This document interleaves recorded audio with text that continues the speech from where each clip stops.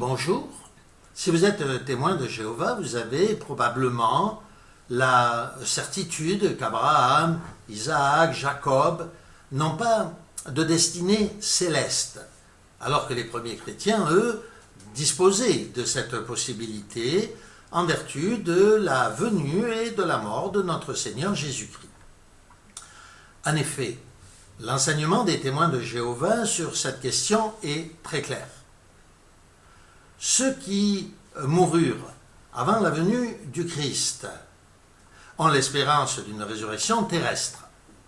Ceux par contre qui meurent après la venue de notre Seigneur, et tout particulièrement bien sûr les premiers chrétiens, ont une espérance céleste, à condition bien sûr d'être choisis par Dieu. D'après cet enseignement, l'ensemble des premiers chrétiens disposaient de cette espérance, et c'est pourquoi le chiffre limite de ceux qui sont appelés fils de Dieu et élus est atteint depuis bien sûr les premiers siècles, à savoir ce chiffre de 144 000. Alors cependant, cette doctrine, aussi séduisante qu'elle puisse paraître, correspond-elle à l'enseignement de la parole de Dieu? Que dit réellement l'Écriture sur cette question? Et c'est ce que je vous propose de faire ce soir en quelques mots.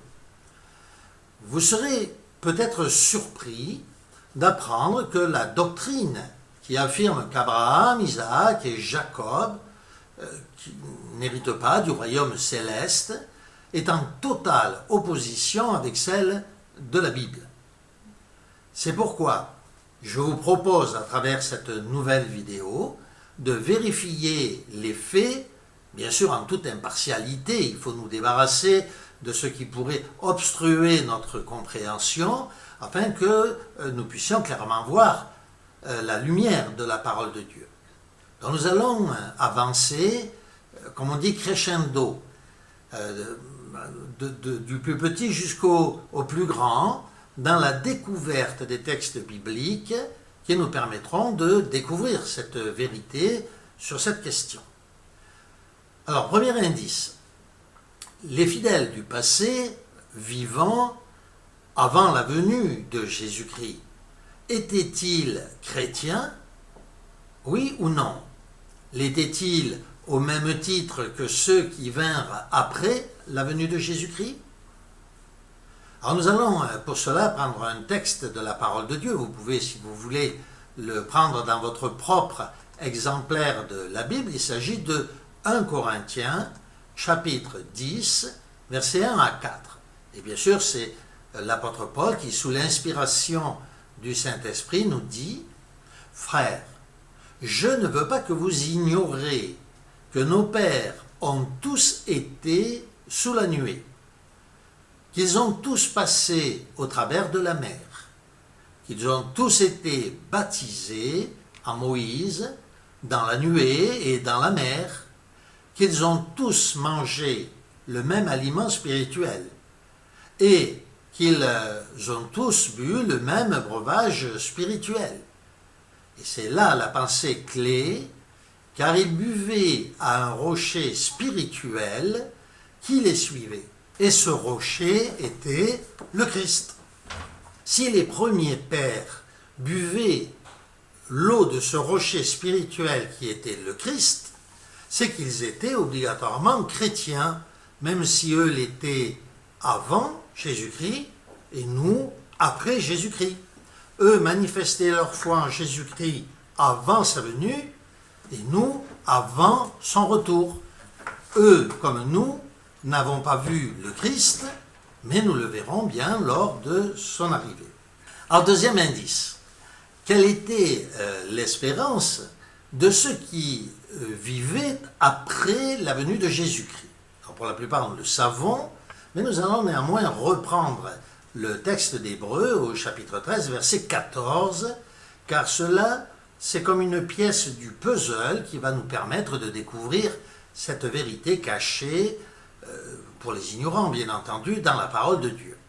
Donc Hébreux chapitre 13 verset 14. Le Saint-Esprit nous dit ici car nous n'avons pas ici-bas de cité permanente, mais nous cherchons celle qui est à venir. Donc vous avez noté, c'est l'écrivain, donc après Jésus-Christ, de la lettre aux Hébreux qui dit « Nous cherchons la cité permanente qui est à venir ».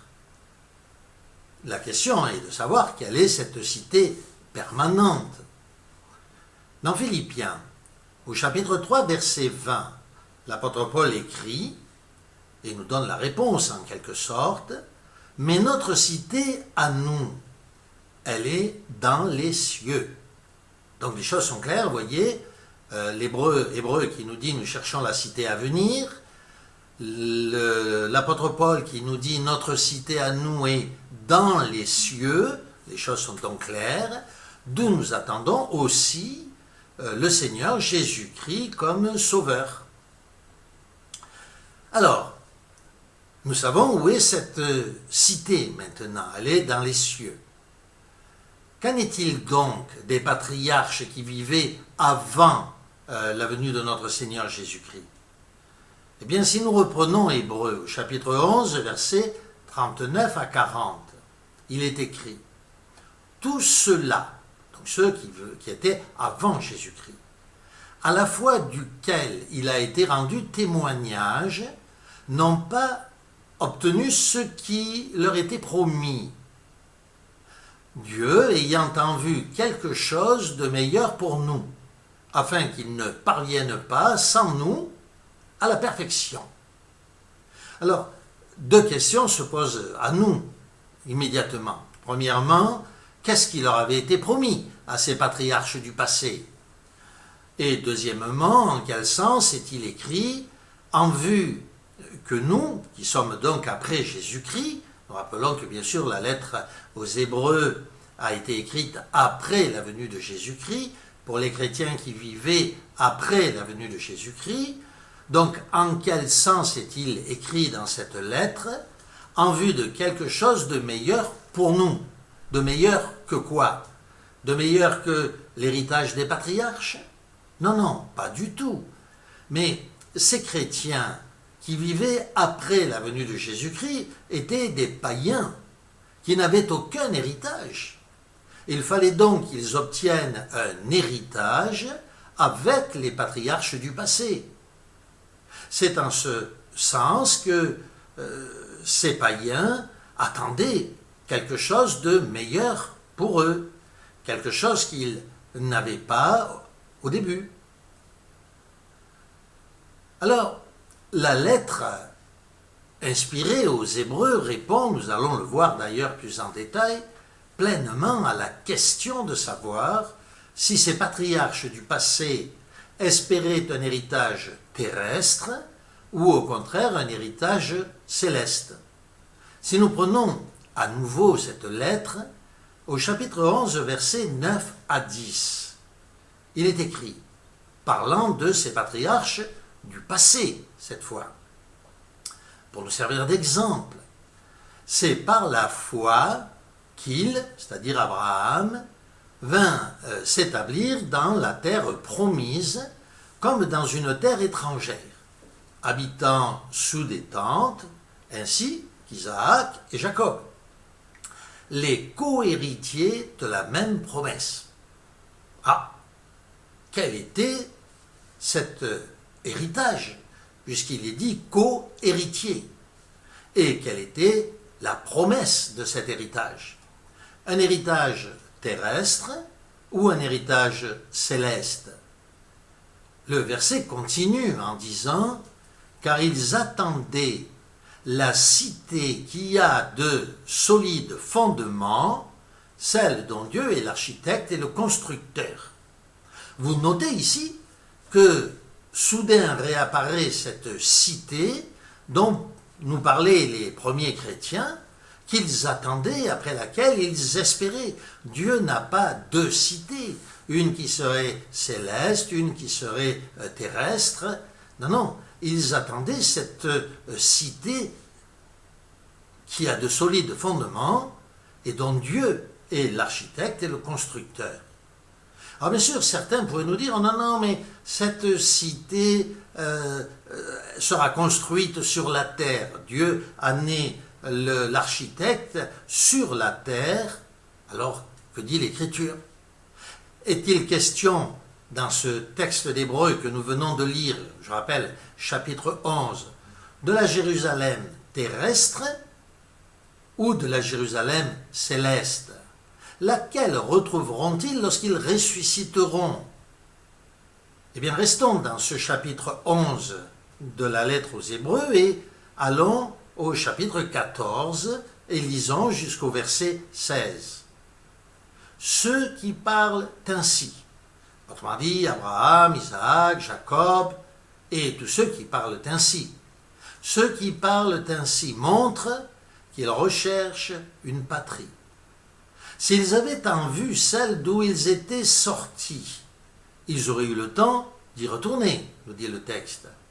Mais maintenant, ils en désirent une meilleure, c'est-à-dire une céleste.